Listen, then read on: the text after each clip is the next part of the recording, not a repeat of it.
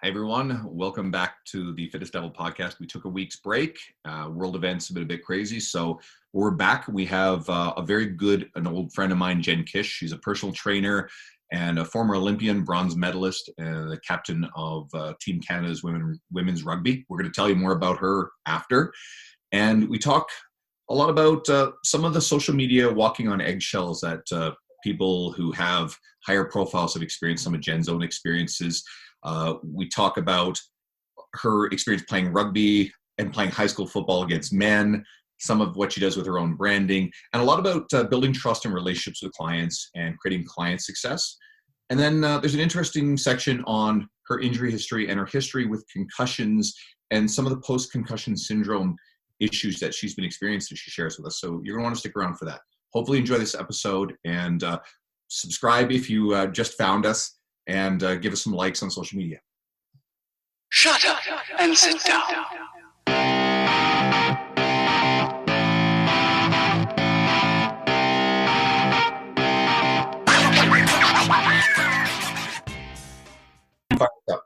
We're good. Hey everyone, we are back. We took a week off. The world has been full of, there's been a lot going on. I think anyone who's staying current knows that we have, obviously, COVID's a big thing. We've had the protests in the United States. There were some very, very difficult issues that we're facing. So we decided we're just gonna, step out of the space and not compete against people who probably you should hear more from. But we also have a dedicated audience who have asked us that as a bit of a break from a lot of the stuff that gets in the news media, that they still also want to hear the traditional, the fitness, the business, the podcast stuff. And we're going to intersperse a few things. But we brought on a very good, a very old friend of mine. Jenn Kish is on with us today. Welcome, Jenn. I'll tell them a little bit about you.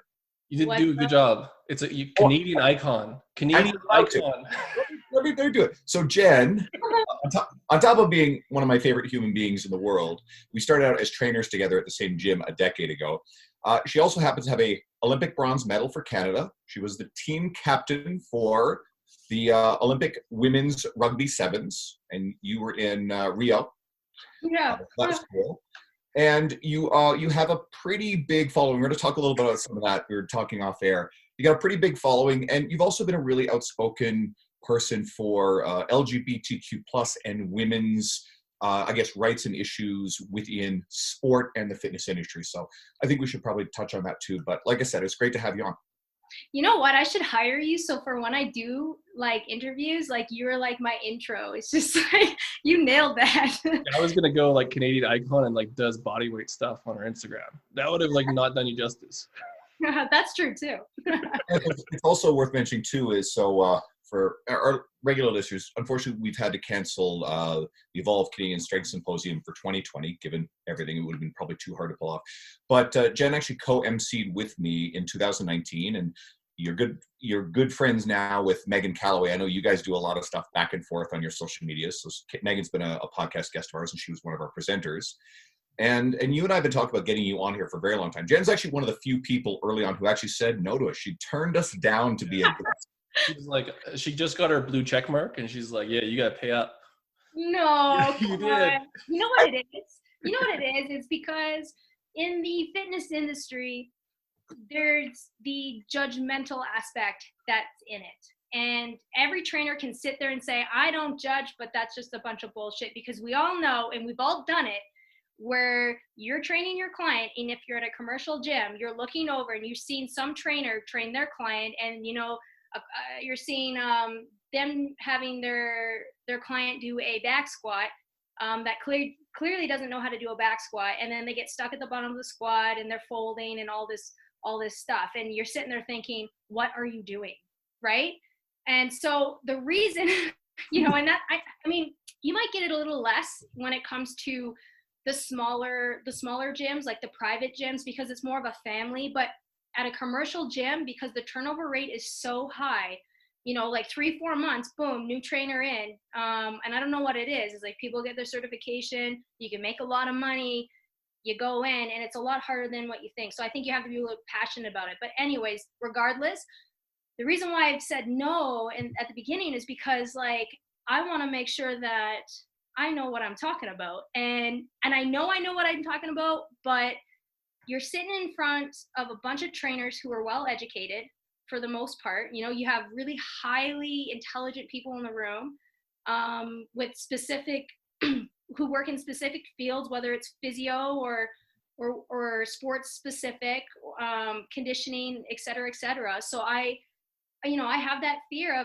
of being judged. And I'm still, even though I'm this like Olympic bronze medalist and I've trained with the top trainers in the world and have, trained professionally for so long and had my certification, et cetera, I still feel relatively new in the fitness world. I worked with you, Andrew, and I think I was there for was I there for like 4 years or something like that? 3 to 4 years. Yeah, and then I kind of had to Victoria to train for the Olympics.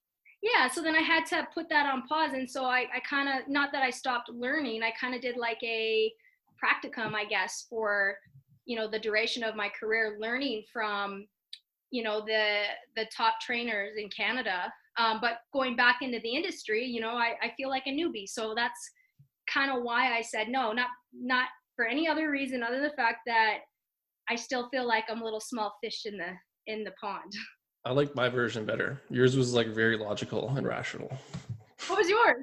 Mine was that you like you got so big on Instagram that you're like, yeah, you got to pay up. You got to pay for the Jenn Kish experience. And we're like, whoa, like we're just starting out. Like we need you to help us. And we're begging you. And we're like, we need the views because like we need to get followers. And you're like, no. And like, it's cold and cutthroat. And then shit. When you guys I will eventually do it. Mark, I will eventually do it, but I want to make sure that it's a good it's your guys's the Evolve is a name, and I don't want to tarnish that, and I want people who pay hundreds of dollars to go to this, to go to the summit to really have an amazing experience, and not to leave reviews as like, it's too much, or it's not worth it, or there's this trainer who didn't know shit. You know what I mean? So I just wanted to make sure that if I'm going to be a speaker or presenter, that I'm going to really like knock it out of the park. And that's just with anything. That's with keynote speeches that I do. That's with whatever appearance I do. I want to make sure that it's 1,000% solid. So I'm delivering a product, right? And that's important as a trainer, as a person, as a public figure. You hit on something that's probably really relevant. I think anyone who just heard you say that's probably gonna be like, oh man, I feel the same way, where they may be interested in one day speaking or presenting or writing. I've written on this particular topic, and it can be very easy to hide away from taking the tough initial steps to get into that space. So I like to encourage people to, step out of your comfort zone and challenge yourself. I mean, I've never really sought out the whole idea of being the speaker presenter. I ended up emceeing our event, and honestly, it was really fun. I enjoyed it, but I would rather create opportunities for other people. Like we look at our event, right? We had 9 people there, and we'll go into this in a little bit, but we had a really diverse event, and we chose people based on merit, not because we had to check off a bunch of boxes, but our speaker lineup, 4 out of 9 women, 2 African-American presenters, and 2 members of the LGBTQ plus community. And that also didn't count you as my co-MC either. And that was just a bunch of really good people, and the ratings on this whole thing were incredible. So I think about this because I've gone to conferences before that have included really good people with really good value systems who are great presenters, but it's been like 24, 25 white guys, maybe a woman, and that's sort of it, right? And so I know that's a sort of a separate topic, but I want to at least mention that. And I think that these type of events, it also means that, someone like yourself, maybe when presented with the opportunity, maybe it's important that you do step up, because how many people follow you? You have this big following, and how many people follow you and look to you as sort of a leader? So, maybe the fire that needs to be lit under you to take those opportunities, because if you don't take it, maybe someone else who follows you isn't inspired to do the same. We were talking off air about your following and being attacked for a review on a burger and having hate followers. So I wanted to let you talk about that, because this has been a really funky week in this world. And there's practically a witch hunt for people who didn't do their social media just right. Yeah, I think, you know, as a public figure, people automatically put you on this, like, you're not a human kind of level, where you have to conduct yourself in a certain way, and you have to watch your P's and Q's. And I've really never been that type of person, because I'm just true to who I am and my values. And I think that's why I have a following, is because I'm just real. So if I decide to endorse a product, people know that I'm just not endorsing it because they're paying me.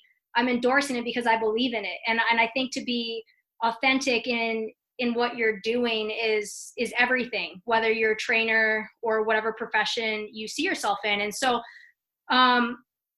with that, you know, not everybody's going to like what you have to say. And every day I have somebody saying something about something that I'm doing on my Instagram, whether it's, you know, if I'm, you know, having a drink and cheersing on a Friday, they're like, you know, that's, my daughter watches you, and that's, you know, that's not okay. And it's like, okay, but Instagram isn't a parenting tool. So I don't know, you might want to not have your daughter, who's maybe 14 years old, have Instagram. Like, I don't know, like, it's not, you know, but at the same time, like, that's part of life. Like, people have drinks. I'm a trainer who doesn't drink her face off, but I do have drinks because it's, you know, social drinks. That's what adults do. You were in Mexico, and you showed a week of you just having fun and like living life. I remember that. You lost followers because people are pissed about that. I want to preface this too, because like I followed it because like I just like I had followed you, and then it was on there, and you're like, listen, like, this is my life. This is like real. You were kind of drunk. You're like, this is real, and I was like, it is real. Like, that's what you do in Mexico. But like, you actually documented it. It was like awesome, by the way. So yeah, so I ended up losing probably 800 followers. Jeez. Wow. And that's okay, because, you know, if those people want to live in a world where they think people don't drink, or if they want to follow somebody who's fake, then yeah, unfollow me. Like, I recommended it. I was like, if you don't like my shit, unfollow, because I really don't care. Like, I really don't care. Because I don't, you know, like, I've just, my entire career, I've just always been me. And so when I was in Mexico, you know, 95% of the time, my nutrition is like mint, you know, and I'm training, I'm putting my hours in the gym, and I'm doing all those things. I'm ticking all those boxes. I'm doing my recovery. So when you're training consistently and your diet is consistent, then, and I wanted to see what the effects, because it was more of a study that I did. And also I think, yeah, I did say that. It was more of a study, and I wanted to really experience what clients experience when they train. You know how many clients you get when they're like, it's summer, I'm going away, you know, I want to be ripped for my beach pictures, or they're like, I have a wedding coming up, and et cetera, I want to get ready for this. And so I've had a lot of clients who have come see me and get the results, and then they go away on vacation and they just drink their face off. And they do it because they're like, I worked really hard, I deserve this. And so there's no moderation to it. And then they come back and they're heavier, right? And I'm like, why did you, like, I'm talking to them about it, like, why'd you do it? Like, this is the effects. But then they're like, you don't know what it's like. You don't know. And I said, really? Okay, so you're right, I've never actually done that. So I'm gonna go do that. So what I did was I dieted for my vacation, like stage diet, you know, and I got I think I was at like 13% body fat. Like, I was ripped, and I loved the way I looked, but I felt like shit. Like, I was like dead. I had no energy. I was miserable. I couldn't sustain it. And I knew this, but this is what people do. They do crash diets to get what they want to look like.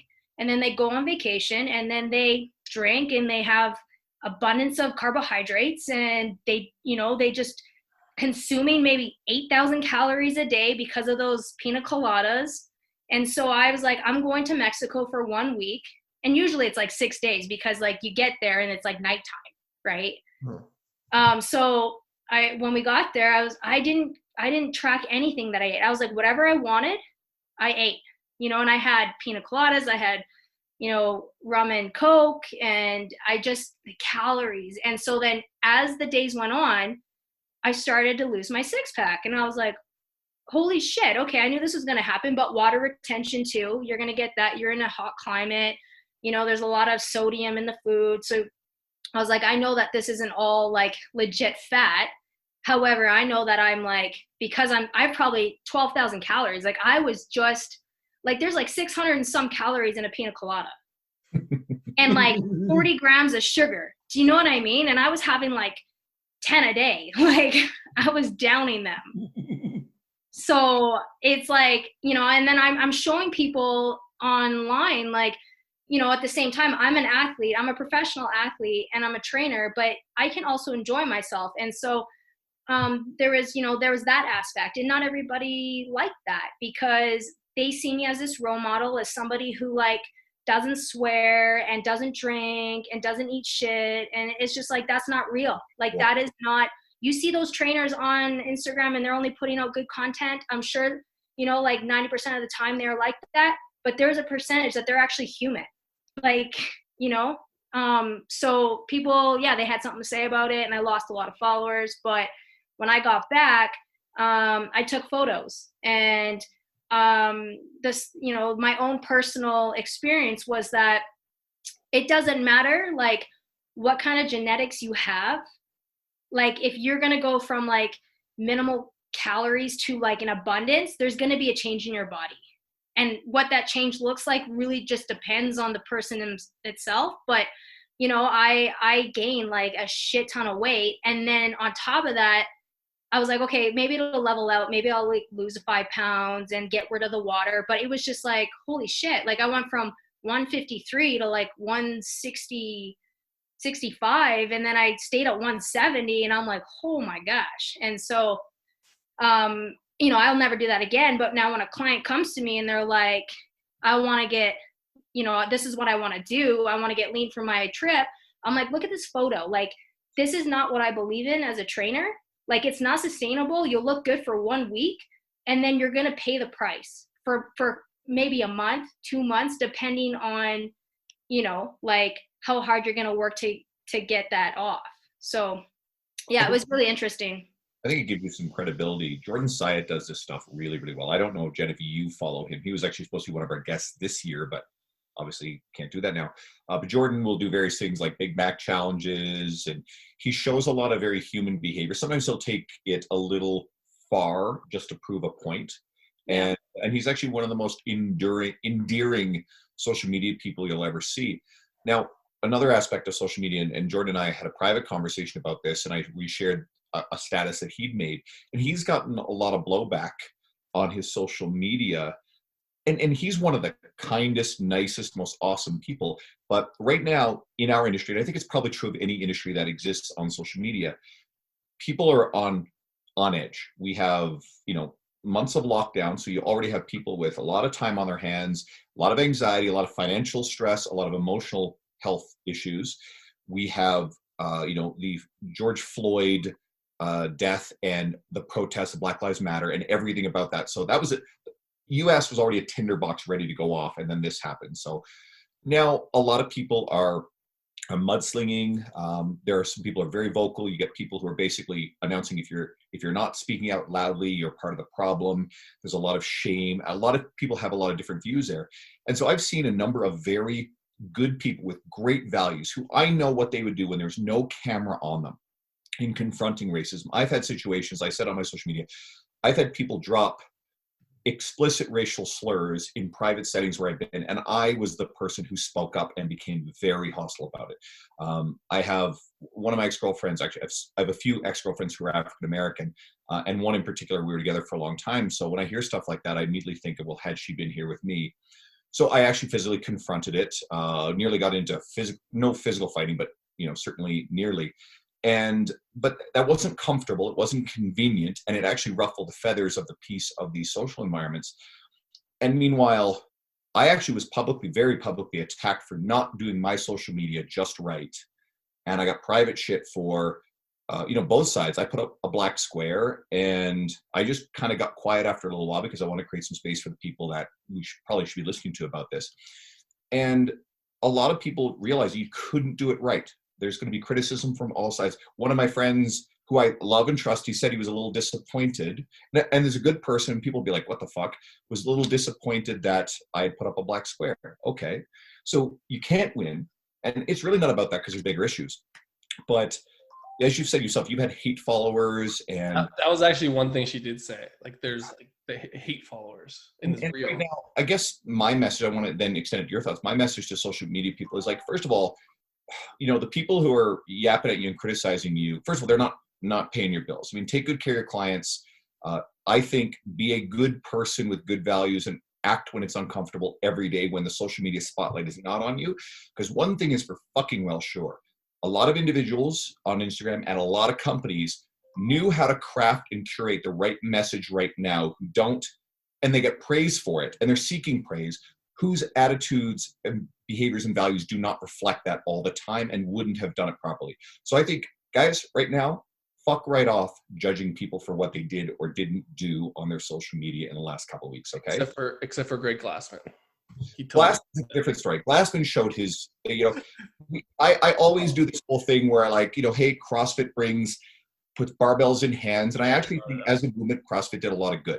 But Glassman showed his ass and he showed himself to be a piece of shit. Fine. I'll call him straight out. I don't like cancel culture. I think cancel culture is garbage. But if you're going to be a dumbass like that, don't be surprised that Rogue Fitness and Reebok and a lot of your box gyms just cut ties with you. Anyway, so I wanted to hear your thoughts on all of it. Yeah, so I was one of the people who did not post a black box.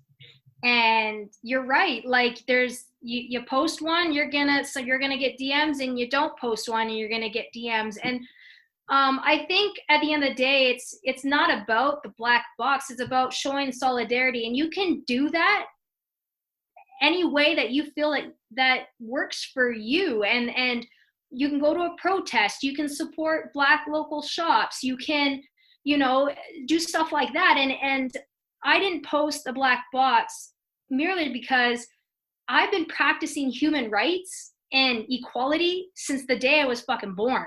So I felt like I didn't need to post a black box to prove that my support, because I was supporting that cause from day one. Like my partner is Indigenous.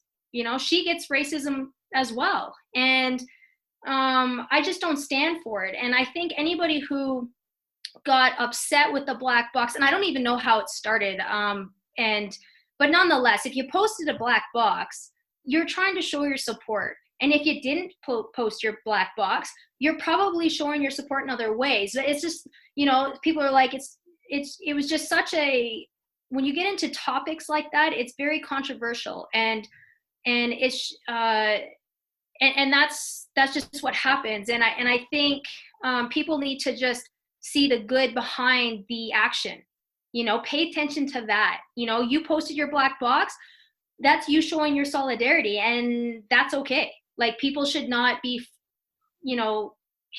saying bad shit to you because of that. Or some people were hashtagging, I know I've read a lot of hate online when people were hashtagging Black Lives Matter when they should have been hashtagging Blackout Tuesday. No, they shouldn't have been doing Blackout Tuesday, but yeah, whatever it was already. Yeah. Because the Black Lives Matter hashtag is used to find information. So all people were met with was this wall of black squares, which actually made it harder to get the information. And it makes sense, but the fact that people are screaming at each other, freaking out about each other, think about the underlying issue here. There's an underlying problem, right? Like, whether you take more of a stance on police brutality or the systemic racism side or the combination of the two, we've got some shitty stuff happening. And then yet people are generally on the same side for the most part, who are arguing over these kind of things. And at a certain point, I think, a lot of this stuff, this anger and this nastiness is very misplaced. And if you are attacking people who are actually trying to do something good, who have good values, if you're following someone, I'd like to think you know their values. If I look at most of our podcast guests, most of our podcast guests ideologically skew a little left of center or more left. You get people like Greg Nuckols, Dean Somerset, Mark Fisher, and this list goes fucking on and on and on. And we put these people on the show because we actually know that they're really great people. We've actually had some guests who ideologically are a bit more on the right. They are. And I actually think that most of them are probably pretty awesome human beings. It's just they're not, that's where they are ideologically. We would never put a fucking white supremacist on our podcast, right? But I think if you're following people, you genuinely know what they represent and how they treat other people. So it seems really silly to me to turn around, like someone criticizing you. I mean, Jesus Christ, you're a vocal advocate for women's rights and LGBTQ plus rights. Like, what on fucking earth could they find about you that would be? They'll get mad at you for not saying 2S. So it's just like but for real, like that's kind of where it's just like, fuck, like obviously I'm pointing at his square, which no one can see, but it's like, you didn't feel like that. I don't know. But you know what? It's it's a good point, because after Rio, I was one of the few gay athletes that were out. Yeah. And there's a lot of athletes in the closet, and they're in the closet because unfortunately some sponsors, it doesn't sit well with them. And and so I've heard horror stories of people coming out and losing their sponsors because of that. And then you got to prove it, and it's just a bunch of shit. So I was one of the athletes that were out, and because we won bronze and there was all this hype, the LGBTQ2S community were very excited, and I was a spokesperson for them. And I remember putting this tweet out, and I said, maybe I live in like maybe I want to live in just like an equal world or something, but I was just like, I really just want to be seen as Jenn Kish, the athlete.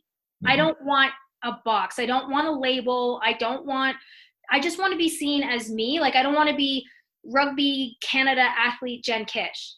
Like, I don't want my name to follow after something. And so I put a tweet out there, and it was not well received because the community, they were offended, and I got all these messages saying, you have a platform and you could be our voice and you should be proud and you should be this. And it's just like, I totally understand that. And I do support, and I am, like, I'm a lesbian, like, I get it. But do you know what it's like to have a label in front of your name before, like, I was just like, I just want to be seen as a human being. I want to be an athlete. As a female who is trying to make it in the sporting world, and I played with men in football, I didn't want to be seen as my gender before who I was as a player. I wanted to be seen as an athlete, and that's something that I wanted to maintain throughout my entire career. So when it came to LGBTQ, your representation, and and then my name follows after that, it's like, I get it, but like my values, I don't want to say values, but my mindset from since I was a child is, see me as an athlete first. See me as Jenn Kish, the athlete, and then you can tag on whatever you want. Like, and that's your right to do it. You played high school football against buddies of mine before I even knew you.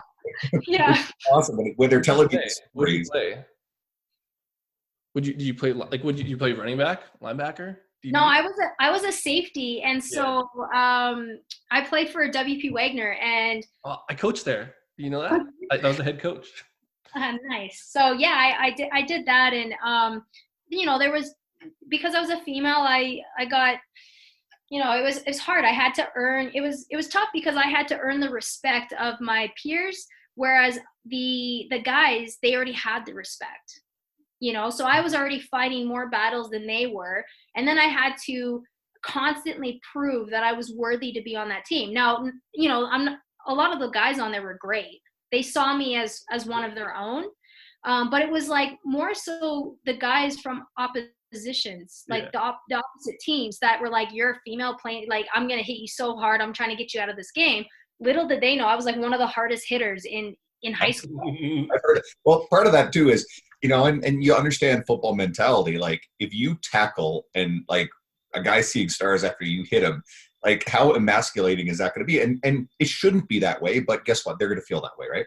Well, it would even like a story actually, because I was coaching at WP Wagner, and like I had an experience where like I was the head coach and I was also subbing there, and I had two girls come and ask if they could be part of the football team. I was like, yeah, and they were like in tears. I was like, they're because they didn't understand. They're like, well, why would you? I'm like, I don't know. Like it's fine, but I don't think that's the response they were. And they just wanted to be. The one girl wanted to be a kicker, the other one wanted to be a linebacker. But I was like, yeah, like you're allowed to play football. And it was like, so anyways, it's like good to see that you were good too and you crushed some dudes, because that's yeah, but it was like, I didn't want to be I didn't want my gender to just come before me as an athlete. And I get, I get why people in the community were upset with me, because, at the end of the day, I am a voice for them and I can advocate for them, and I do. And that's the thing. I am proud to be a member of that community. I'm definitely, if I wasn't, maybe I'd still be in the closet if I was like scared of the backlash, but I, and unfortunately, I also don't experience half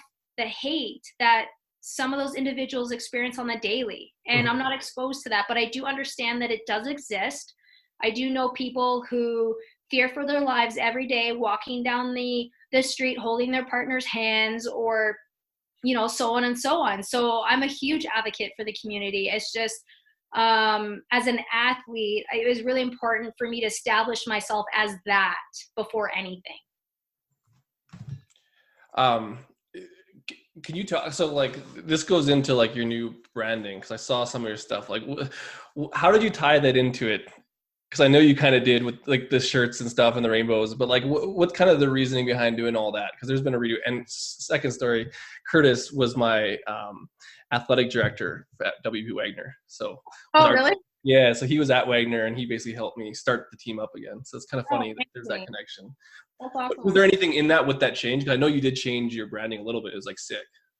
Yeah, so how that came about. So, like I got into personal training just purely to help people, get their lives back.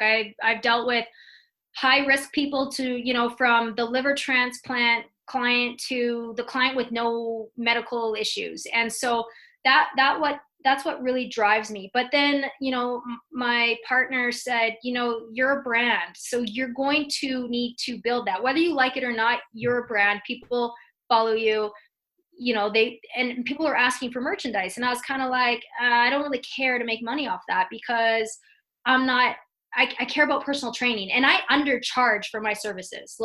And my hourly rate is way lower than, some of the other trainers out there that I feel that I am on the same level as. But anyways, I decided to,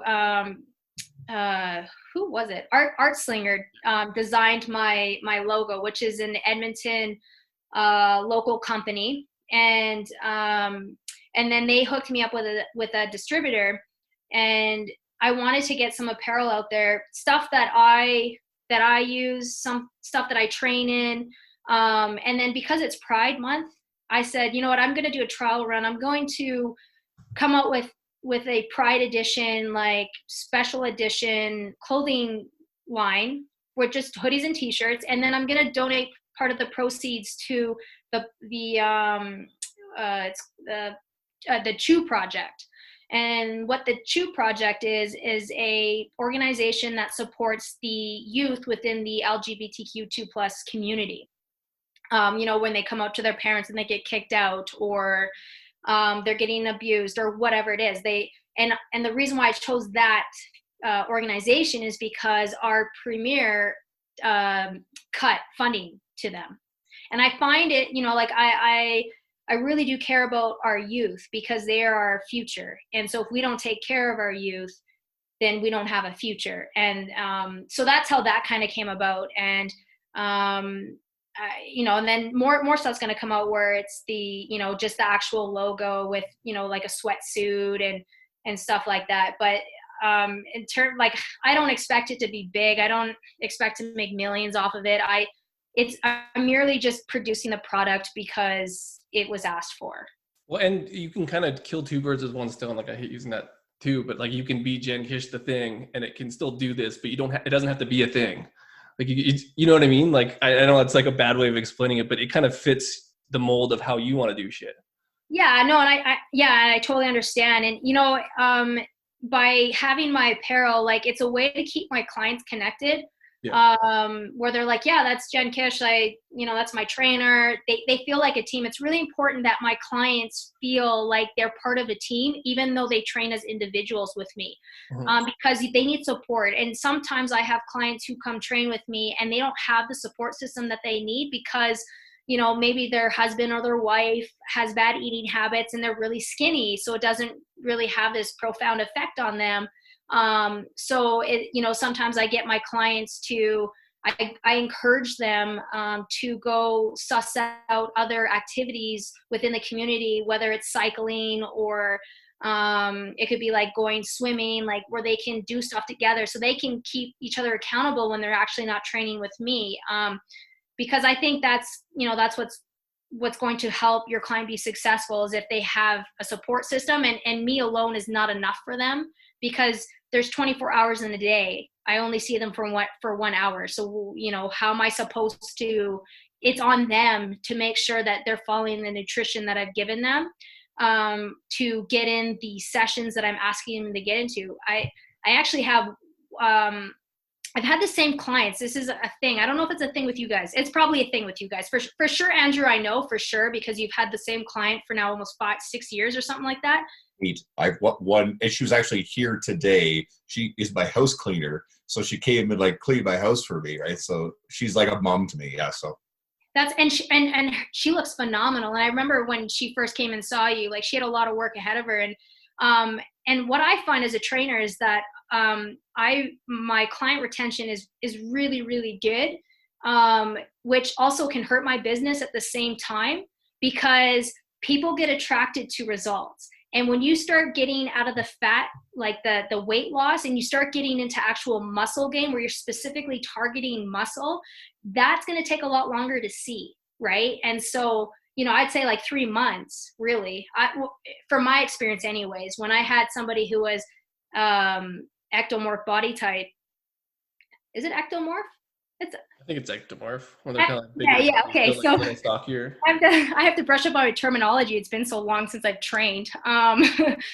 But was really hard to gain weight, and it took literally 3 months before we actually saw. Yeah, there's ecto, endo, and meso.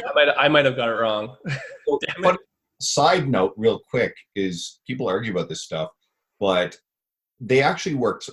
So people say, oh, they're not a thing. And actually, I do say that, but I'll add some context. They're good to describe an individual. But when someone starts using them as like very technical classifications, it doesn't work because they actually don't hold up very well. They originated as psychological categories for personality that coincided with body types. One of my clients, he lost 100 pounds before he ever came to me. He was 400 pounds. He was erroring out a 400-pound max scale. He's 6'5". He lost 100 pounds, came to strength train with me, lost another 85. You take the before photo, he's an endomorph. You take the after photo, he's an ectomorph. He's rebuilt muscle up into about the 250 range. Now he looks very mesomorphic. So oftentimes, think about it as a category that you can fit someone into, but not as a defining starting point that someone cannot escape. Does that make sense? Because it becomes kind of... It is true, except there is fat cells. We are born with a certain amount of fat cells. And I think that's where the category comes from, is that someone can look at cake and they blow up. Someone can eat the cake and not, you know what I mean? And that is like, that is just what it is. And some people gain weight faster than others. And so when I speak to clients, I try to dumb that shit down because the only information that clients know is the shit they see online or on the television, or they're not actually getting science-based knowledge when they come and see you. So I use those terms as a way to absolutely just describe, like you're really, really skinny, like maybe you're 110 pounds if you're a female, or you're like 220, or you're just somebody in between, right? But I do agree with you, Andrew. Like it is I do agree. Like you can be 400 pounds. I was being obnoxiously technical there when in fact, and what you were saying, and genetics, like there's a massive genetic component to how someone's. Well, but it's language too. It's like if you talk about like all like the ribs down, fucking get your serratus and all this shit, just say it's your core. And they're like, oh, okay, like I got it. It's like, there's no point of describing shit to them because they won't want to hear it anyways. It's like the word tone, because people. Tone, the same shit. I actually vehemently argue that, guys, tone makes sense to your clients. It is the language they use. It's something they understand really well. So it's language I will use. And honestly, effective marketers use that language in their marketing. If you get a trainer who's like, tone is not a thing, science, blah, blah, blah, blah, all this sort of stuff. Okay, I understand where your problem is. You're not busy enough and you're arguing about this crap. And you're not busy enough because your marketing sucks because you're arguing about shit like tone. So, you know, I totally. I want to see the avatar of that person because I wouldn't like them, for sure. And I hope I'm popular enough where people unfollow me for saying that, Jen. Fuck you, tone person, or not. Oh shit! I actually had I have an online client who said, I said, what are your goals, right? I have like this questionnaire and, and some trainers are not about this, but why are you coming to me? It's really important that I understand why you're doing it, because that's going to tell me if you're going to achieve or fail. And I feel like I've been in the industry long enough and have had many different clients, with different attitudes, different mindsets, different body types, different values, just everything. And it always comes down, in my personal experience, why. And that's how I like weed out my people who inquire online. And so someone inquired and they go, I said, so what are your goals? And it's like, I want to tone and I want to, I want to be skinny. And I'm like, okay, like, and then I get them to send me a photo. I want to know what I'm working with here. Well, she sends me a photo and she's lean. This girl's lean. And I said, yeah, you don't have any weight to lose. If you want muscle, you gotta eat more. We gotta put some weight on you, and then you're gonna see your muscle. You're gonna see more muscle. If you get any skinnier, we're just gonna see your bones. So, but I said, why do you want to do it?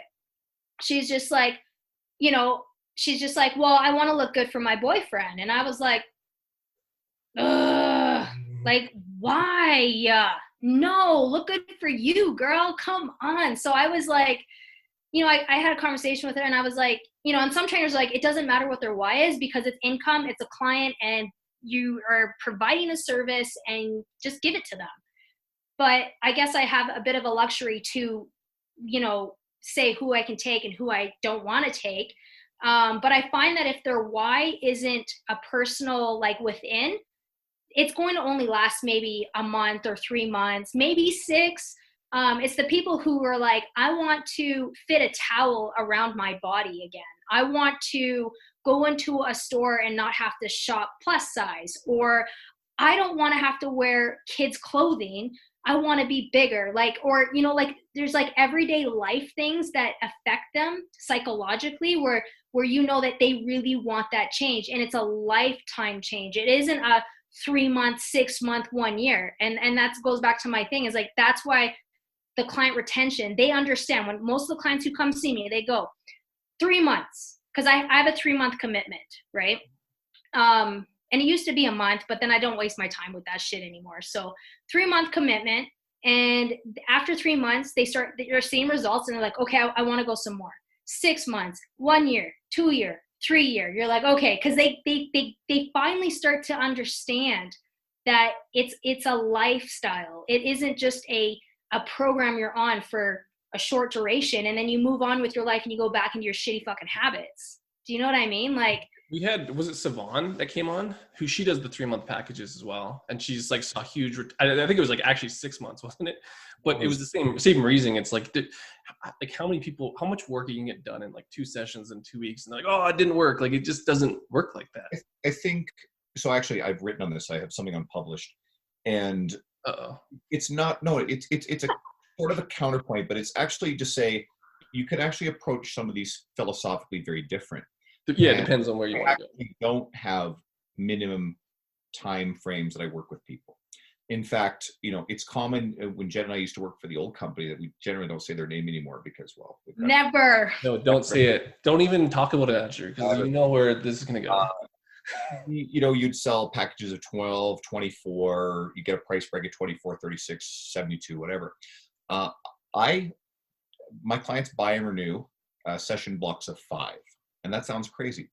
And what I say to clients, and they love this, is I don't expect a long commitment. It's my job to do such a really, really good job that they want to continue. And I am building into the process every step of the way the fact that I have to work very, very hard to do an amazing job to continue to earn the business. That's just something I like to do. You'll agree, like, that they need to stay longer. So like it's just a different way of approaching it. Now, guess what? I've been doing this a decade. Fuck it. I'm very good at what I do. But at the same time, I also get some people who want to come and learn for a short amount of time. And I'm grateful to put them into my schedule. I think it's really important that you set guidelines that work for you. Jen, you're going to work with people that are a right fit for you. And I think a lot of trainers really should do that kind of stuff. I'm a bit of a workhorse. I have a very broad schedule, more than most. I do more sessions than most trainers. And because of that, then I'm able to fit more of those people in. And I take it as a personal challenge to do a really good job to try to keep them. If I've got someone who is coming in and maybe not saying, they're saying some troubling things, some things that I'm a little nervous about in terms of their mindset. Well, I also do look at it this way too. And it sounds a little different from what you're doing, but my personal approach is, well, I probably have the skills to build trust with this person to be able to shift them into a healthier place emotionally. Now, some of the stuff is outside of our scope. Some of the stuff is psychiatry or registered dietitian territory if there's disordered eating behavior or serious disordered eating disorders. But I still will, depending on the person, often try to foster enough trust to the point where I can actually help shift them into approaching it from a healthier place and set healthier goals and develop better self-image. But again, some of those people aren't going to be a really great fit for an individual trainer. You also have to, as a trainer, guard your emotional energy. There are clients that I had an old client recently, very, very, very old client, recently reach out to me, and I politely declined to take them on because I know that the background behind this client is going to be too emotionally taxing, and that will spill over into my other clients. And my days start at 9 or 10 a.m. and often finish at 8 or 9 p.m. for training. It's not always straight through. There's gaps for writing or reading or whatever. But guarding your emotional energy is important. And I say to my clients, the first client of my day and the last client of my day in particular are very critical because it's the person I'm starting up my day with, and it's the person I am anticipating at the end of the day. And if they've got good energy and they're fun to be around, it can really help me get through the rest of the day. If you just put your other clients on ice, they're going to be like, well, which one am I? Well, they're your three. Well, that. I'm joking. I would totally, if I was your client, I would totally figure it out. All had, every trainer listening, and Jen, you've had this too, I know it. You've had that one client who is an emotional vampire, who is very, very taxing, and you like them. And I don't want to speak ill of clients, but we know that they're rare. I rarely have gotten them over the years, but we've had a few. And they really take a lot out of you, and that can sap your energy, or you're worried, oh, you've got 3 clients in between, but then you've got this person and that's on your mind, and you're just like, oh, I got to do this. And it can drag down the energy you have for the other people who are already great. So I think the bottom line that we really agree on is you have to be very, very careful about finding people that are a good fit for you. Not every trainer has my bandwidth to be able to patiently try to build that trust and navigate someone who's probably in a dodgy mental place with dodgy goals, and to shift them over into something that's a lot healthier. But I look at the benefit of the intake. Like, I would be very nervous about allowing that person to walk into other facilities and get sold on impulse by a salesperson and assigned to an inexperienced trainer or someone who doesn't have integrity. So I also look at that too. And it's also a reason why I think that trainers, you guys got to get good at sales, and you've got to get good at asking for business and confident in your own abilities, because if you're not, you walk and that person walks into LA Fitness and gets hustled, and they get in front of someone who really is not well suited for them, that can cause a lot of problems. But You definitely, go ahead. no, you go ahead. I was just basically saying your intake form is a vampire filter. Yeah, I definitely agree. You made some really good points, Andrew. Like the fact that as a trainer, you do what's best for you. And if you're a trainer that is okay with seeing one client for one session and wanting to make that impact, and you're okay with that and that works for you, then do it. It's not wrong. Like it works for you, and that's what's important. For me, I'm doing what works for me, and every trainer is different. Every trainer has a different training philosophy. I mean, we follow a guideline within a guideline, but we also breach, we don't stay within a box, because training continuously grows, and we find new ways to to train our clients, to keep it engaging, exciting, to get results. And no client is the same. So I definitely agree with you on that. And I don't, I'm just, for me, I'm just a trainer that needs that 3-month commitment, because I find it as an athlete, it's like, if you're going to commit, and that's my athlete mind, is if you're going to commit, you're committing, and you're stuck. So you can't quit on me, but I got to make sure that before I take you on, that you have that mentality. So I don't necessarily get to, like, I've gotten rid of clients because they're like, it's hard, and if they cancel twice, they're out, and then next client, because I just don't, to me, I'm just, I treat them like athletes. And I know they're not all athletes, but they're like, this is too hard. I'm like, you are capable of so much more. So here we go. We're going to go. And this is the level I train at, and this is my expectation. And if you don't meet it, goodbye. And I really don't have tolerance for people who, well, you don't want to care about it more than they do. And that's what it comes down to. And so when I feel like, cause I give 110%. So if I feel, and I just don't have the patience. Andrew, you seem like you're a bit more patient, and you like that challenge. You like that, like, I'm going to win you over, and and people love training with you. And I think that's great. The second point that you made, what was it? It was the, while you think of that, I'm going to say something here, and this will make a lot of sense. I think that when people work with you, they stay with you because of your relationship and who you are, more than they do because of an arbitrary 3-month limit. I think that's something you've chosen, but I suspect that the people that get in front of you, they stick around, and they stick around a lot longer than the 3 months. And I think this is what we very firmly agree on. I think we're saying the same thing. And for anyone listening, I don't think it matters the timeline that you say someone must work with you. What matters is the quality of the effort you put in, and the relationship, your skills. And ultimately, people are going to stay with you much, much longer than 5 sessions or 3 months, if you are doing all of the things that fulfill the needs of that client. Well, and understand what you're doing. Like, don't just do 3 months because Jenn Kish does it for 3 months. Like what the fuck is like, some people are better off not doing that because they're shitty, and 3 months might make them look worse. So it's like, it's just like, know where you're at and know the method. And that goes with training as well. Like, use your brain, because things don't work just because they work. It's like that whole, we've had Jordan Side on, but post every fucking day on Instagram. Like, I can tell you that does not work the same anymore. Anything that I interrupted. Oh. Well, yeah. So when you were talking, you reminded me of the second point. Trust is an absolute staple in the training industry with your client. If your client, and let me tell you, every client that comes and sees you, they are fucking skeptical to shit, because they've probably tried every diet pill on the planet to lose weight, or every mass gain thing to gain weight, and it's just not happening because they don't understand periodization. Okay, they don't get it. And for an example, I have a client who is 54 years old. She didn't work out for 20 some years.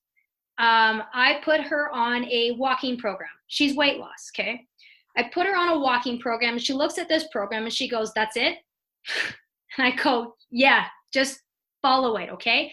Because you're 54, you haven't done anything for 20 some years. And the walking program wasn't just like, oh, go for 30 minutes. Like, it was like, it was like intervals, and it was the load, right? It was the load on the joints every time you walk. It's compact, right? When you're walking, you're not on a bike. So I also had her on a bike too. Anyway, so she looked at this and she goes, and so sometimes I take clients online before I can actually take them in person just to get them started, depending on their medical history. Like if you have no injuries, like catastrophic injuries, et cetera, chances are I'll put you on a program. I kind of try to stay away from the online training though, because you can't do an assessment. They think they're working hard. You have no fucking idea if they are and if they're doing it right. And so there's just a lot of risk there. However, I do it. But anyway, so she did all the program, and I think she lost like 10 pounds, and she's also on nutrition program. Then I get her in for training. And so I've now introduced, circuit training with like weights and stuff. And she's thinking that she just needs to be on a treadmill for like 40 minutes. Like she has this misconception that cardio is going to get her skinny. And I'm like, no, you're going to lift weights. And she's like, oh my gosh. So I have her whole 4 weeks planned out. I actually planned programs out like 3 to 6 months because it's the loading, right? It's the deloading that all matters. And so she didn't tell me that she was also doing agility training with her dog. So that's extra volume. But she thought, well, it's just running and it's pivoting and it's, she's pivoting and she's sprinting and she's actually working her the PC, the phosphate creatine, like the system. And I'm just like, holy shit. Like, so she ends up getting a minor injury within her hip. And she goes, I don't know what's going on. And I was like, this doesn't seem right, because I did the volume, I did the calculations, like, I don't understand. And then it turns out that she was doing extra stuff, like daily activity, that I was unaware of. And I think clients don't understand that. They don't understand how to build a program, and why it's important to follow within the guidelines of a program. So they're like, okay, weight loss pill, 40 minutes on a treadmill. Why am I not losing weight? It's like, well, you probably learned from that too. You probably were like, well, damn, I got to ask about this other stuff, because like it does matter. And like, yeah. So, and that was me, as like that was I felt so bad, because when my clients get, I've had a couple clients who have had injuries, and it's going to happen because sometimes they don't do their recovery. I can't monitor that. So if they're, if I'm tearing the shit out of their muscle fibers and they're not going to go stretch, and then they're going to go do a sprint session, whatever, like an athlete of mine, it's just like, okay, well, fuck. Right. But I think I've had to get better as a trainer to ask more questions of like, tell me everything. Yeah. Like, what are you doing on the daily? Because I just assumed, like, they don't think it's fitness, right? Like when they're doing the agility, she didn't think it was fitness. She thought it was an everyday activity that didn't cause her issues. And because she was on my program with the amount of volume, it did cause issues. So yeah, if you're a trainer out there, I would highly recommend that you ask as many questions as possible to build that profile with your client. And then also they trust you. When you say something, like when I would say to clients, listen, if you don't follow this program and you do extra, because a lot of people they look at it and they're like, because the adaptation phase, right? They're like, this isn't enough. And it's like, I want to train 6 days a week, 4 weeks, let's go. And you're like, you're going to burn out. You're probably going to get an injury. This is not going to happen. Like the majority of people just don't, it's just not a thing. And so, you have to, once they start getting results or something happens that you say, then they start to trust you. And they're like, okay, I think it's intuitive, but I think it's worth saying too. And I know Tony Jenn, of course, put up some recent stuff about it. And I know other trainers saying it. Just before this, government of Alberta announced that gyms are reopening as of Friday. So awesome. We're going to be going back to gyms right away. And a lot of the places the gyms have started to, and other places they haven't yet. So you're going to have a lot of people who haven't done anything for 3 months who are going to be going back. So you got to ease them back in. Trainers, these people are going to be eager to jump back in again. You got to ease them back in a little bit. We're going to see a spike in injuries as people rush back too fast, try to do the same weights and rep totals that they were used to doing. So just be mindful of that. I think that's just good common sense. Well, but it's not common sense. Like like even with sporting injuries, like some of the biggest ones are load spikes, load spikes and speed spikes, which is just like people don't actually understand that. Which so I think that's a good thing to say, even for someone who's listening that's not a trainer. Like like if you go, you're gonna snap shit up. Like there's a high percentage if you think you're gonna go back and do the same shit you're doing. I think one of the highest rates of injury is like middle-aged men going out and playing like weekend sports. Absolutely, for sure. Well, I'm worried about like the sports coming up. Like I obviously like you think that the pro teams are going to have it under control, but like I'm worried about these playoffs because you're going to get teams that haven't done shit go straight into playoff hockey. I know they have their mini camps, but like, fuck, this is going to be a good experiment in athletics and like time to, I guess, whatever game ready. It'll be interesting. It is such a double-edged sword because some athletes, you know, as an athlete, you get pushed to the max, Mm-hmm. and obviously you're on a program, and you know they're training you to peak for a pinnacle event. So like the NHL, the Stanley Cup, right? Or when playoffs come, or you know, so some games matter more than other games, but because like take McDavid for instance, that guy gets like how much 28 minutes of ice time, like it's a crazy amount, and he's young, and he gets pushed really, really hard, but two things will happen. If he keeps getting pushed hard like that, chances are he's not going to have a really long career because his body's going to break down unless he takes really, really good care of it. And I mean, it's McDavid, and he seems like the type of guy that would, but it's a body at the end of the day. There's wear and tear. Right. And so players like McDavid may benefit from the rest. And so when they do go back, you know, they're obviously going to slowly implement things and not go 0 to 100. So that may benefit him. But then there's other players who it will hurt severely. Like, it'd be really cool to see. Like even some of the older players, it might be helpful.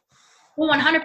Yeah. Like, but maybe it won't. Like it'll be in certain states. There has been ice. Like in San Jose, there's like this billionaire. He has like, you hear stories around, but there's this billionaire who has like a rink, and the San Jose people were going to practice on there. Some of them are still on ice, which will be, I don't know, like it's almost like a disadvantage depending on where you're at. The Swedish players were playing, so a lot of the NHL players were pissed off because the Swedish guys were allowed to play. Yeah, like and that makes a big fucking difference, especially when everyone's in playoffs as soon as they get back, like that 21 team playoffs. Like it's going to be nuts. I know this has nothing to do with training, but like I'm so excited to see what happens. I was going to say this too, right? I mean, Jen, you had started to accumulate some pretty serious injuries. You know, a major hip injury, and you were in your late. That was by your late 20s in your competitive career, right? Yeah. So that stuff adds up. What would you do? I broke my pelvis and tore my labrum. So I played with a torn labrum for an entire season, and I was reckless with my body, and because I was young and I bounced back from injuries like crazy fast. But as I aged, you know, and every injury you get, you know, arthritis and, you know, all that stuff that goes in there or that happens with those injuries. And so as I got older and the more bones I broke and my spine, you know, disc degenerative disease is what they say. It's just like you're losing the space between the discs. I have so many injuries, and the worst injury that I have that you cannot see is my brain. The amount of concussions that I've sustained in sport, and that's just not in rugby. That was in football. That was, you know, I got in basketball, all the sports I ever played, right? You know, when they say, oh, I just dinged my bell, and you brush up. Every time you hit your head, that is considered a concussion. Now we didn't know that back then, though. That's the crazy thing. There was no like the amount of science, like it was just so, there was such a lack of knowledge from the players to the staff to doctors.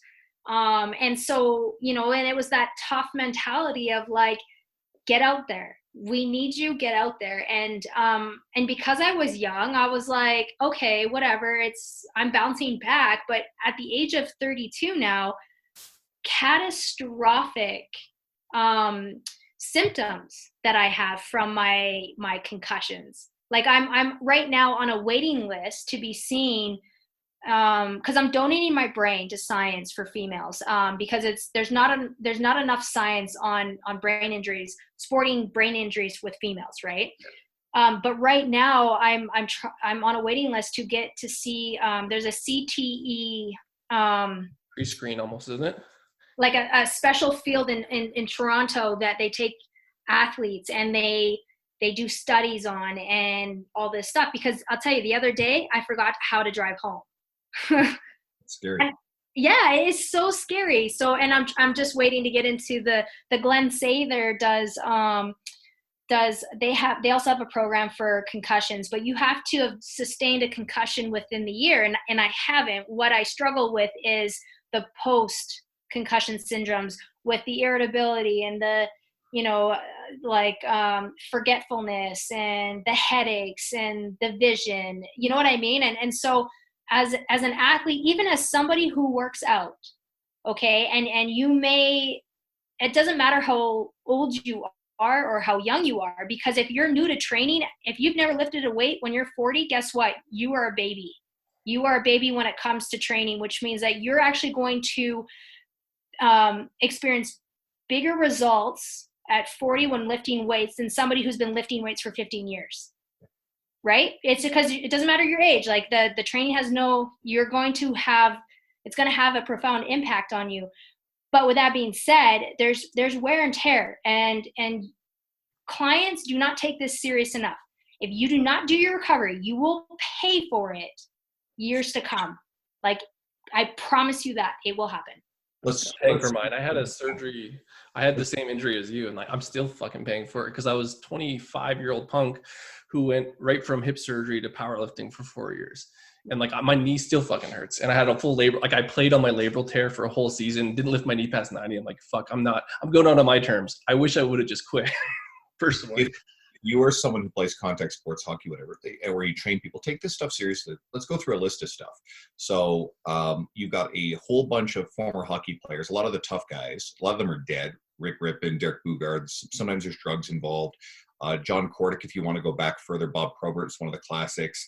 Wade Belak. There's a whole bunch of different weird things around the circumstance behind all their deaths. Daniel Carcillo and Nick Boynton are a couple tough guys who have been very open about how serious their post-concussion stuff is. Junior Seau was a very famous football player who definitely had CTE, and he committed suicide in his early 40s after years of problems. Chris Benoit, the famous wrestler, early on, people like to throw. Well, his was the most shocking that brought it to the forefront, but like that was shocking for people. That was earlier on too, and he killed his family and killed himself, and he was obviously seriously impacted by CTE. And there's a lot of retired football players that just their brains don't allow them to function normally.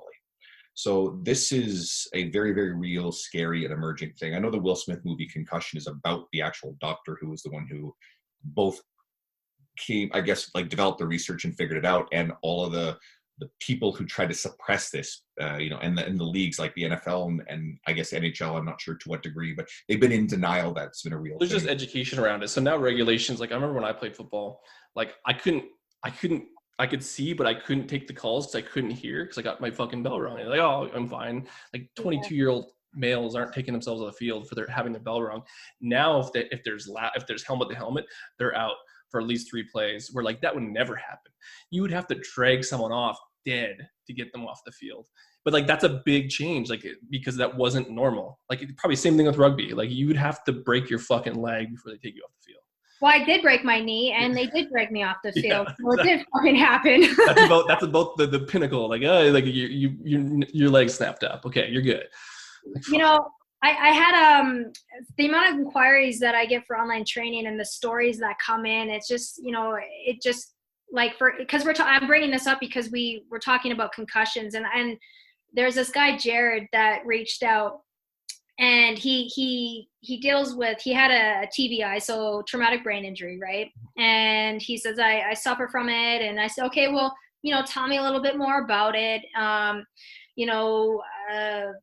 Like where was it on the Glasgow coma scale kind of thing? Like, I want to know how bad, like, do you still have symptoms? Like, anyways, he was hit by a car Like he was ran over, and he was like a 2 or 3, right, on the Glasgow coma scale, and which is horrible.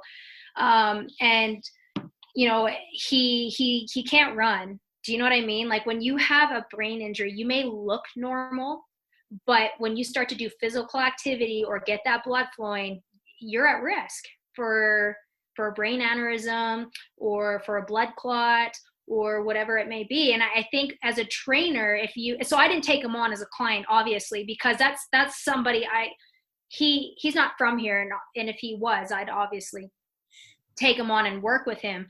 But he you know, like he needs somebody to monitor him when he's training, and he needs somebody who understands that, right? Because someone who doesn't understand concussions or have a lot of knowledge on brain injury, you know, you're playing with fire.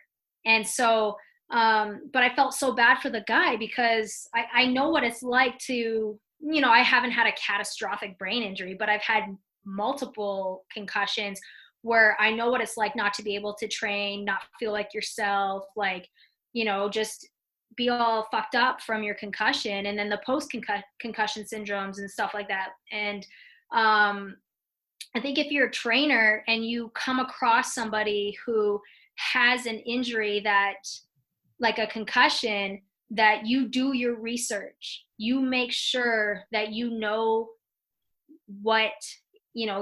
everything about that, because that it's important, you know. And I think a lot of trainers like take on clients that they know in general, like, okay, you have a knee injury, like I kind of know how the knee's built, and like I get how the tendons and the et cetera, but like don't exactly know how to work around that. So they're like, okay, like flexion might be an issue, so maybe we won't do flexion, but we'll do other things. And so like I find in the industry sometimes like trainers take on clients that are outside their scope. Yep. You know what I mean? Yeah. So if you're a trainer who has a client or who has somebody who is inquiring about something, I would highly recommend to, if you don't know about it, learn about it and be honest about it and say, listen, I don't know a lot about this, but I want to help you. So here's the plan, you know? But yeah, that was just like a little thing that came to my head with the whole concussion thing, and working with injuries and clients, and also the client doesn't really understand sometimes why they can't do something because of an injury, right? They get frustrated. We've never talked about this before on the podcast, and some trainers aspire to train young athletes. You know, I'm working with a young football player right now. He just turned 16. I'm taking on one of his teammates, and all of a sudden, well, it's good to pursue education to learn, well, how can you help these kids deal with some of the stresses that they're going to experience? And I think, correct me if I'm wrong, but I think concussions occur at a higher rate in women than men, and there's a strong belief that it has to do with neck muscle strength, right? We actually had Greg talking about it. Yeah, Greg Knuckles did talk about that at the Strength Symposium last year.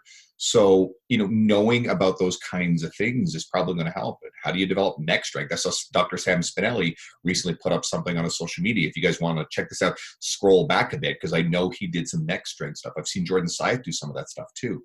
Like wrestlers, they train for this sort of thing. Shoulder shrugs, the trap bar, or 100-pound dumbbells, wrist straps. It makes sense for, you know, combat athletes. So anybody who's wrestling, MMA, mixed martial art. I am being redundant and speaking over myself. Sorry. And football, hockey, anything along those lines. Right? So yeah, I think, you know, if you're going to want to work with young athletes, you probably need to develop these skills. Yeah, 100%. And, you know, the only athletes that I work with are rugby, and it's not because I'm not capable of working with other athletes. I have a rower, a girl who rows for Canada. But if I don't know, like there's specific programming that goes involved with athletes, right? And I know, like, to me, I've always been the type of player, even like if my coach never played the damn sport and they're like, do this, and you're like, you don't fucking know what it's like, dude. Like, what are you talking about telling me just to do that? I know you get the concept, but like, I want, you know, I'm a firm believer of like, live it, understand it, the human experience. And so the only athletes that I take on are rugby, because I understand the game. I understand the training that goes behind it, the volumes, the et cetera, and rowing obviously too. But other than that, like, I don't, like, I've had hockey players reach out, and, I understand that, like, Olympic lifting is important as an athlete, and you can generalize it, but when you have a hockey player who may need to increase their speed on ice, well, I know that they do,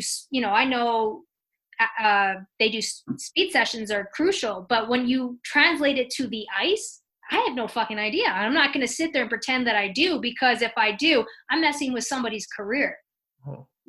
So I was actually going to say, so any trainers who are following this, a good book that I recently picked up and I'm about halfway through, and it's highly recommended, is Periodization Training for Sports by Tudor Mompa. And it's a really good resource if you want to learn more about energy systems and training styles for different athletes. I've always held this philosophy, because I don't brand myself as a trainer of athletes, but yet I seem to have found a number of them, some adult athletes and more young basketball players, hockey players, not football players. I also look at this. So we always talk about how young athletes shouldn't hyper specialize in their sport at a young age, right? So I think of strength training as a different sport, a different line of stress. A lot of the instruction they're going to get in football, rugby, hockey is going to come from their coaches and playing in that world. And I think, like, this book will do a really good job of understanding the kind of demands that you need for sport. Do they need power? Do they need power endurance? Do they need strength, explosiveness? You get marathon runners and endurance cyclists. Okay, then you're training, different energy systems again. So understanding those things, great, and work within the client's needs. But you can still probably do, a pretty good job as an athletic trainer if you don't know. Like, I've never played hockey. It's helpful to know, though. Like, you fucking watch it. It's just like, if you know hockey, they're in a fucking flex position the whole time. They don't need any more fucking hip flexion. You have to know a lot. And I think, someone at a very, very high level, someone who wants to be a world-class rugby player probably should be training with you before they're training with me. I'm going to say that straight up. And Dean is going to be better at training a lot of football stuff.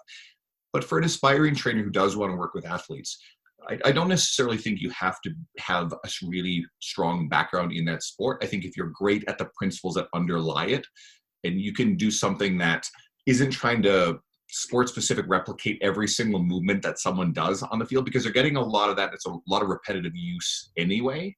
So I like to look at it as, I want to create a really robust, resilient athlete with different lines of stress, with different things. So I treat their strength training as if it's actually a different sport from their main sport too. Yeah, I understand. I think it's important too. What age are they?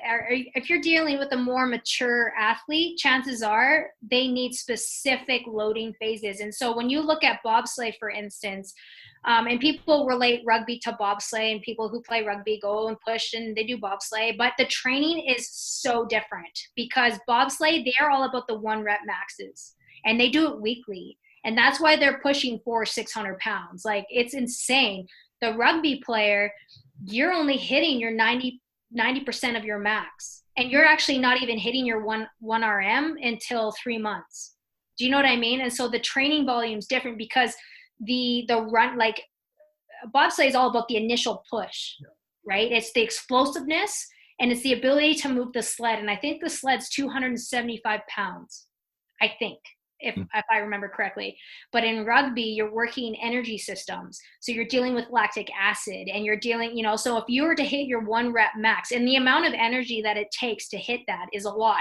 And if you're hitting your 1 rep max once a week, your performance is going to decline. And so I think it depends on the level of the athlete and where they're at.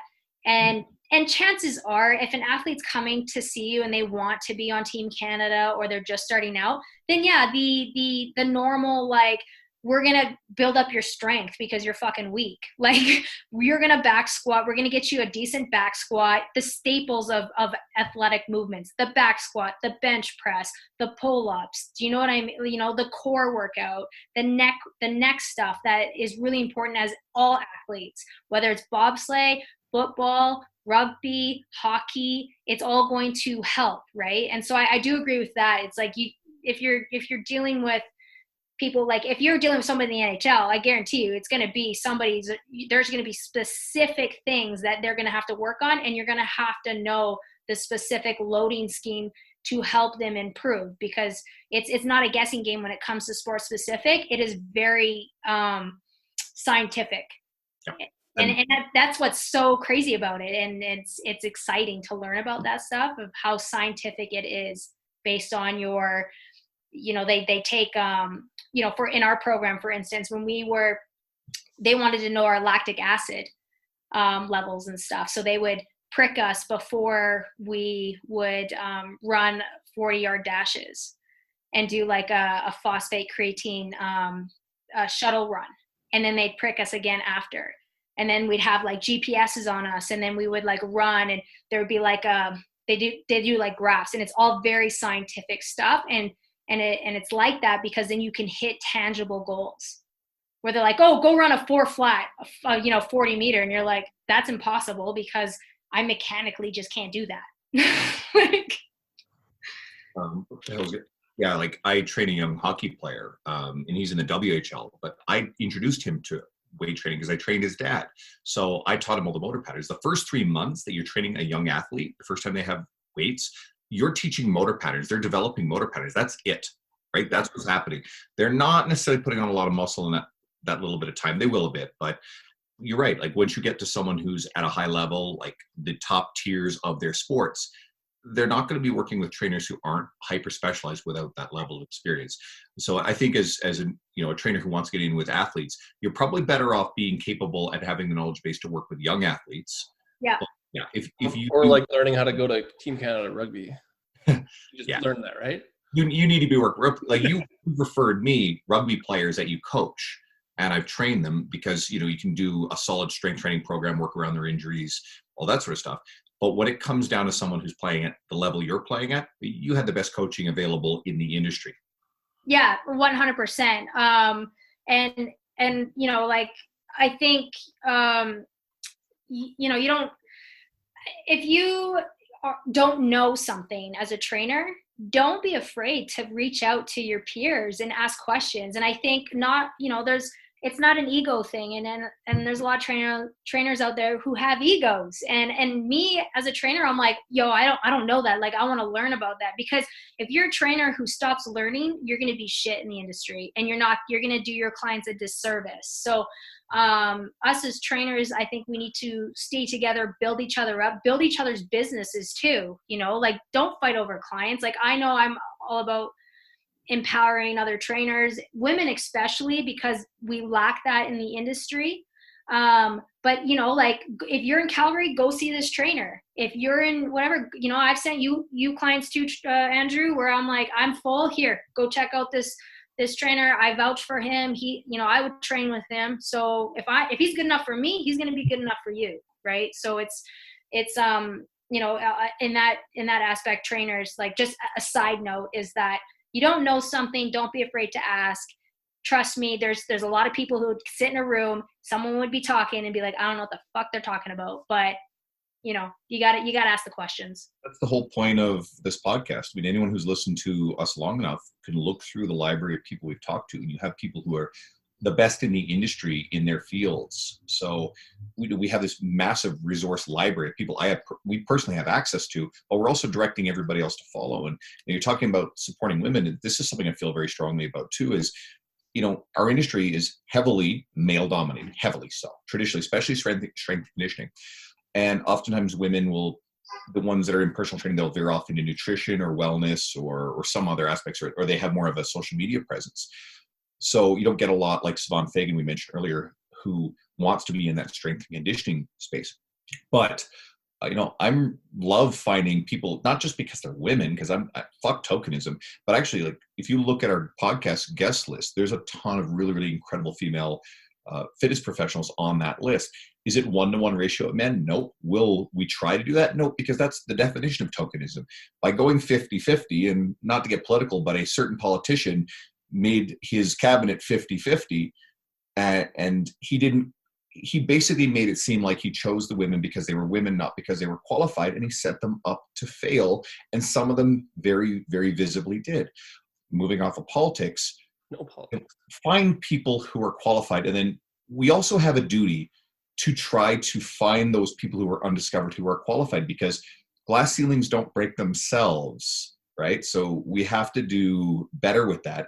So, anyone who is out there who shares the work of other people in the industry, familiarize yourself with a broader range of people and find those people who aren't getting the recognition, who are just as good and as qualified as some of the men who have the aggression, the stereotypically male sort of traits that push them into the spotlight in the forefront. There's a lot of women who, I don't know if I can explain this very well, but I know traditionally it's women who do the same sort of thing aren't viewed in the same positive light as men who are aggressive, right?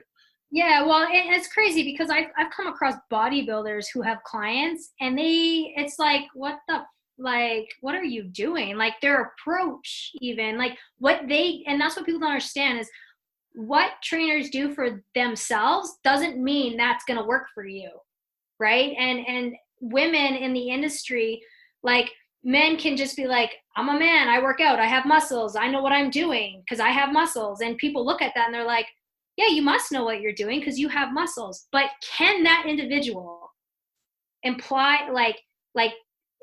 develop a program for an individual without muscle, for a female or for a male? I've come across really shitty male trainers. I've come across really shitty female trainers. I don't care what gender you are. I care about if you're a quality trainer. And I don't get mad that there's more male trainers in the industry. I get mad that there's more trainers in the industry that aren't qualified to be in the industry, and that, or frauds. I call them frauds. Those COVID was horrible for that shit, because like, online program, $50, $40. You go on Kijiji. Oh, I'm a personal trainer. Come to my house. Oh, I'll do a house call. I'm going to charge you $60. And they don't know a fucking thing. And they're the ones ruining it, because it leaves a sour taste in clients' mouths about trainers. And I've had clients say, I've had trainers before, I'm giving it one more shot.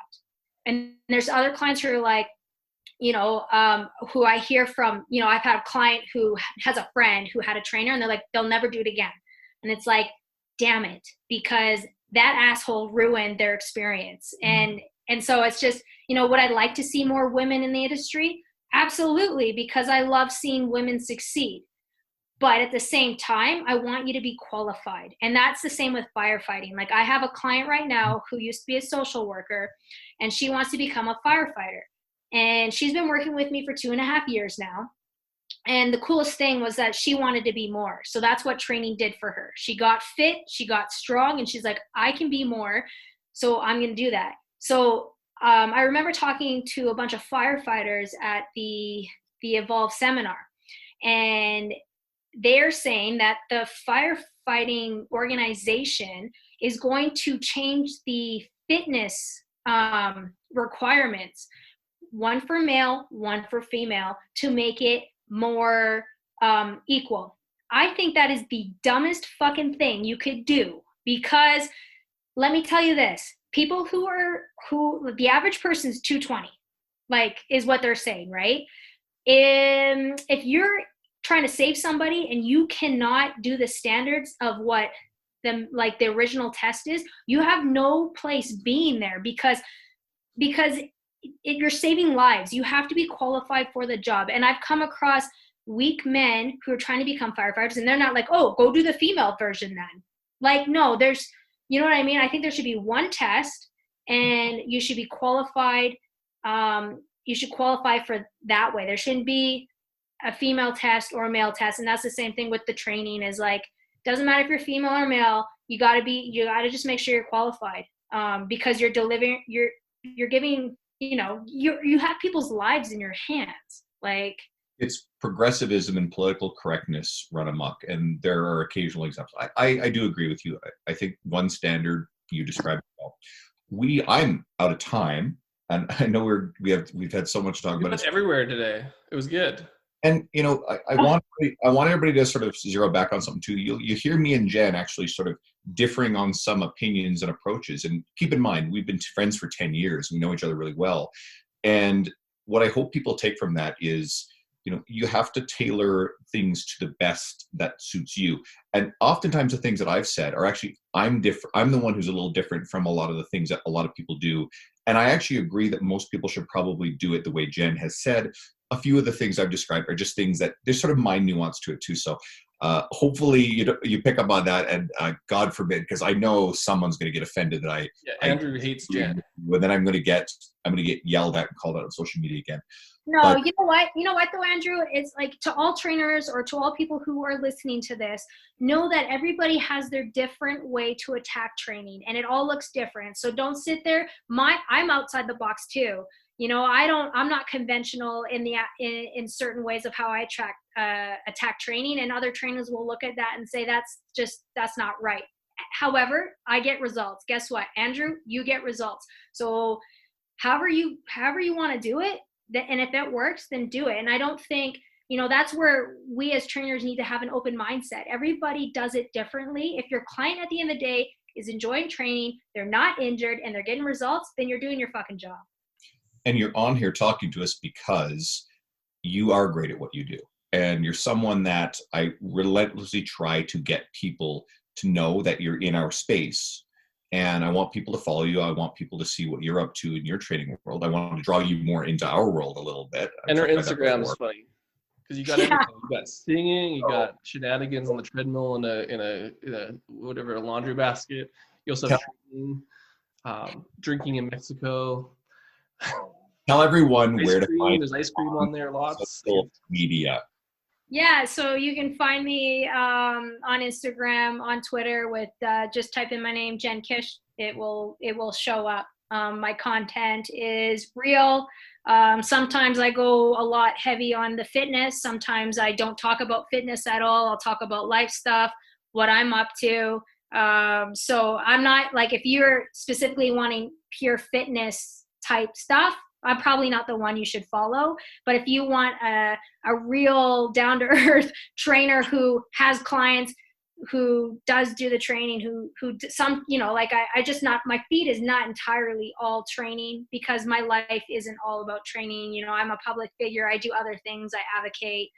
I cause shit too when it doesn't sit well. So so if you want to follow. If not, then that's okay too. But I hope that everybody who listens to this stays respectful of everybody who's on here, because we're all trying to do one thing, and we're just trying to help people, and I think that's what matters. And we're just trying to bring our knowledge and share it together. And I've learned things today, and I hope you guys caught some stuff that I've said, and that's how the industry in the fitness world is going to keep evolving, as we keep sharing information and we keep talking about conversations surrounding that. I learn every podcast we have with every guest that's come on. Thanks for taking the time to talk with us today. We are going to post this up in 2 days. So listeners, you're obviously getting this on the Thursday. And guys, thanks again for listening and staying tuned. We've got some really cool, interesting, and potentially very big guests coming up in the very near future. So hang around for that. Shut up and sit down.